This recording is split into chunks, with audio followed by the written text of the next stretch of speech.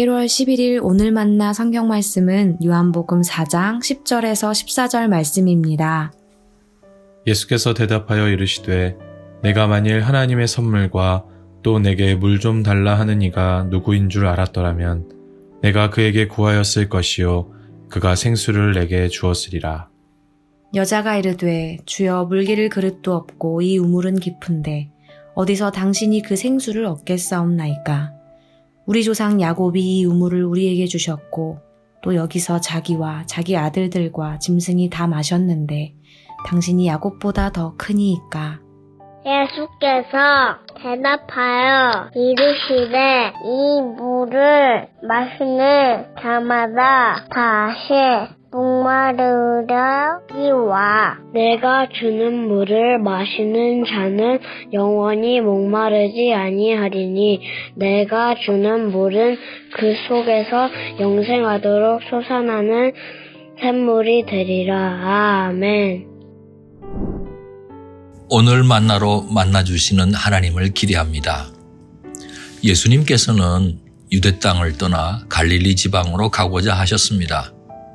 남쪽 유대 땅에서 북쪽 갈릴리로 가려면 사마리아 땅을 지나가게 되어 있습니다. 하지만 유대인들은 둘러가는 한이 있어도 사마리아 땅을 통과하지 않습니다. 부정한 땅이라고 보았기 때문입니다. 이유가 있습니다. 아주 옛날 솔로몬 왕이 죽자 왕국은 둘로 분단되었습니다. 남쪽은 유다 지파와 베냐민 지파가 남아 예루살렘 중심의 남유다 왕국이 되었습니다. 북쪽은 에브라임 지파 중심의 10지파가 북이스라엘 왕국을 이루었습니다. 에브라임 지파가 거주하는 땅이 후대에 사마리아로 개명되고 북이스라엘 왕국의 수도가 됩니다. 하나님의 선민은 우상숭배하다 마침내 심판을 받습니다.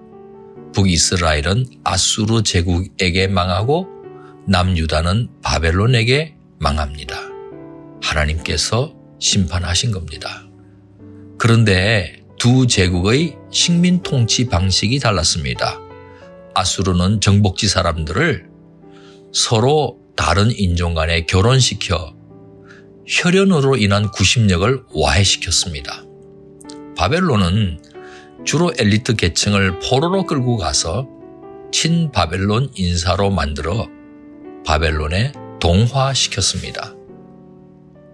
신흥 패권자가 일어났습니다. 페르시아 제국입니다.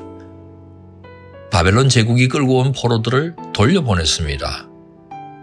유다 사람들은 예루살렘으로 귀환하는 꿈같은 일이 벌어진 겁니다. 예루살렘에 도착하자마자 파괴된 성전부터 재건했습니다. 이 과정에서 옛날에 뿌리가 하나였던 사마리아 사람들도 동참하려고 했습니다. 하지만 유다 사람들이 거부했습니다. 왕국 분단의 주역이었던 사마리아 사람들에 대한 오랜 원한이 아직도 남아 있었기 때문입니다. 무엇보다 이방인과 피를 섞어버린 사마리아 사람들로 인해 거룩한 성전을 더럽힐 수 없다고 판단했기 때문입니다.